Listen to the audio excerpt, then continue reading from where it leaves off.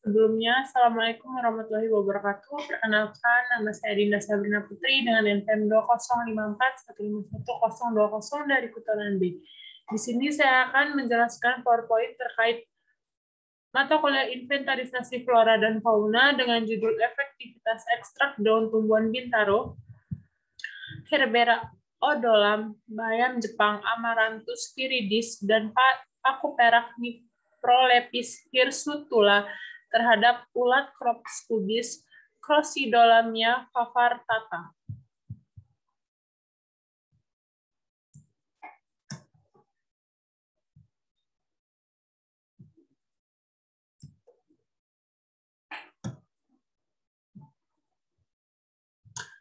Di sini saya akan menjelaskan tentang pendahuluan, metode penelitian, hasil dan pembahasan, dan yang terakhir kesimpulan. Yang pertama ada pendahuluan. Salah satu tanaman yang dapat digunakan sebagai pengendali hama, perusak daun, atau pemakan daun adalah tumbuhan bintaro. Sebagai pestisida nabati, Herbera odolam merupakan salah satu spesies dari famili Opocinaceae. Spesies ini dalam bahasa Indonesia dikenal dengan nama bintan, bintaro, atau pongpong. Tumbuhan ini mengandung herberin yang bersifat racun, membuktikan bahwa biji dan daun bintaro diketahui mengandung sifat toksisitas yang tinggi terhadap tikus. Penelitian ini bertujuan untuk mengetahui keefektivitas 3 jenis ekstrak tumbuhan rawa terhadap hama ulat Crops pubis di lahan rawa pasang surut. Dan yang kedua ada dampak lainnya adanya residu insektisida sintetik, misalnya dalam bidang adalah penolakan ekspor oleh banyak negara tujuan atas produk-produk cabai merah yang mengandung residu pestisida. Efek residu dalam penggunaan pestisida dapat mencemari tanah disertai dengan matinya beberapa mikroorganisme perombak tanah, mematikan serangga dan binatang lain yang bermanfaat sehingga terputus mata rantai makanan bagi hewan pemakan serangga. Oleh karena itu, pemanfaatan tumbuhan sebagai pengendali hama merupakan alternatif mengendali hama yang bijak dan senantiasa memperhatikan aspek ekologi. Pestisida nabati relatif mudah dibuat dengan penggunaan bahan-bahan yang ada di sekitar kita. Banyak tumbuhan yang berpotensi sebagai larvasida karena mengandung senyawa bioaktif seperti saponin, flavonoid, alkaloid, tanin, dan alkalifinol. Yang selanjutnya yaitu metode penelitian. Yang pertama, penelitian dilaksanakan di laboratorium hama penyakit badai penelitian lahan rawa Banjarbaru, Kalimantan Selatan. Bahan penelitian yang digunakan sebagai sumber senyawa sekunder tumbuhan yang berfungsi sebagai bahan aktif pestisida nabati, yaitu ada bintaro, paku perak, dan bayam Jepang. Bahan-bahan lainnya yang digunakan adalah pelarut aseton 70%, quin 40, water bed, gelas, kaca, dan alat pengaduk, serta serangga uji. Dan yang terakhir yaitu serangga uji yang digunakan adalah larva ulat Crops pubis, hasil pembiakan di rumah kaca. Penelitian ini disusun dalam rancangan acak lengkap dengan perlakuan dan dengan 5 ulangan. Adapun perlakuannya sebagai berikut, yaitu yang pertama ekstrak daun bintaro, yang kedua ekstrak daun paku perak, dan yang ketiga ekstrak daun bayam. Selanjutnya prosedur kerja. Yang pertama pembuatan ekstrak. Sebagai langkah awal dari serangkaian tahapan kegiatan tersebut adalah pembuatan insektisida nabati, yaitu dibuat dalam bentuk ekstrak padat daun segar bintaro seberat 1000 gram ditumbuk dan direndam ke dalam 5 pelarut aseton. Setelah direndam selama 8 jam, kemudian disaring dan hasil saringan dievaporasi dengan vakum untuk menghasilkan residu. Hasil residu kemudian dimasukkan ke dalam cawan terbuka dan dipanaskan pada water bath dengan suhu 40 derajat Celcius hingga 50 derajat Celcius. Yang kedua yaitu perbanyakan larva. Benih sawi ditanam pada pot ember berukuran 8 liter di rumah kaca sebanyak 20 pot. Tiap pot terdiri 2 tanaman sawi. Tersedia tanaman sebagai bahan makanan bagi ulat Crops pubis. Pada saat tanaman berumur 2 minggu, tanaman disukup dengan kurungan kaca untuk memelihara serangga dewasa, jantan, dan betina. Yang ketiga yaitu aplikasi perlakuan. Setiap perlakuan diuji pada 15 ekor larva instar 2 atau 3 yang diberi pakan daun sawi segar pada masing-masing perlakuan. Setelah kering, daun sawi dan serangga uji tersebut dimasukkan ke dalam wadah. Dan yang keempat adalah ada variabel pengamatan. Pada variabel pengamatan terdiri dari gejala keracunan dan sifat racun, moralitas larva, dan yang ketiga persentase larva menjadi pupa dan pupa menjadi imago. Pengamatan terhadap gejala keracunan, mortalitas hama dilakukan pada setiap kali pengamatan dengan membandingkan jumlah hama yang mati dengan jumlah seluruh hama yang ada pada setiap perlakuan dinyatakan dalam persen. Hasil dan pembahasan. Yang pertama, gejala keracunan dan sifat racun. Pada pengamatan terhadap gejala keracunan, hanya perlakuan P1 yang menunjukkan adanya gejala keracunan pada larva uji. Sedangkan perlakuan P2, P3, hingga P4 tidak menunjukkan gejala keracunan pada larva uji. Gejala keracunan demikian biasa dikenal sebagai efek knockdown. Tubuh larva yang mati berwarna hijau kehitaman dan lama-kelamaan menghitam dan lunak. Dari hasil pengamatan, terlihat bahwa sifat racun dan ekstrak tumbuhan bintaro ini bersifat racun perut.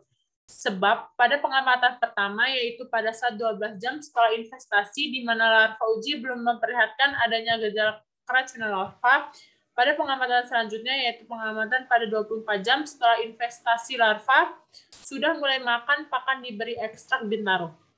Kemudian hal tersebut terlihat dari bekas kotoran dan sisa daun, atau bekas daun yang dimakan. Setelah itu dimakan baru terlihat adanya gejala keracunan. Artinya ekstrak tersebut bersifat racun perut. Hal ini disesuai hasil penelitian pendahuluan di mana tubuh larva yang diolesi cairan ekstrak dan bintaro tidak memperlihatkan adanya gejala keracunan. Setelah larva memakan pakan yang diberi ekstrak bintaro baru memperlihatkan adanya gejala keracunan. Dan yang kedua, moralitas tanah.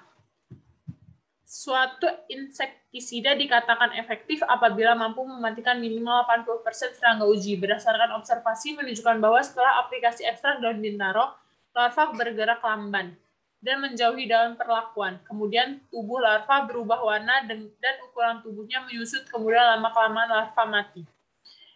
Tabel 1 ini merupakan pengaruh ekstrak beberapa jenis tumbuhan terhadap mortalitas ulat crop kubis. Dan yang kedua, tingginya persentase mortalitas ulat crop kubis perakuan daun bintaro disebabkan bahwa tumbuhan bintaro tersebut merupakan tumbuhan yang mengandung racun. Selain berperan dalam proses penghijauan, secara tradisional pohon bintaro digunakan untuk meracun ikan dan tikus serta anti nyamuk. Bijinya mengandung minyak yang dapat digunakan untuk membuat lilin.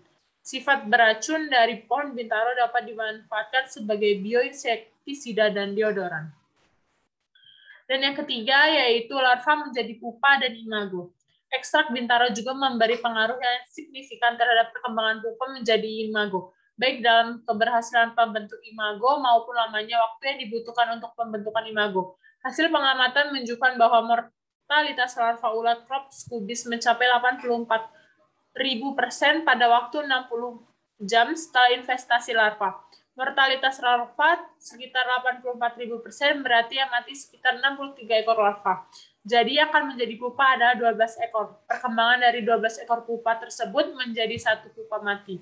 3 ekor menjadi pupa yang pertumbuhannya tidak normal atau kecil, dan 8 ekor pupa menjadi serangga dewasa tumbuh normal. Pada tabel 1 ini merupakan pengaruh ekstrak daun bintaro terhadap pertumbuhan pupa menjadi imago. Pertumbuhan ekstrak bintaro terhadap pertumbuhan pupa menjadi imago.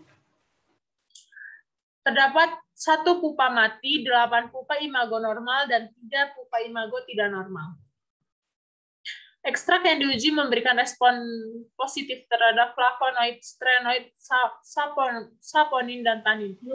Diduga senyawa kimia terkandung dalam daun bintaro memberi efek terhadap mortalitas larva Spodoptera litura. Senyawa flavonoid adalah suatu kelompok senyawa fenol yang terbesar yang ditemukan di alam.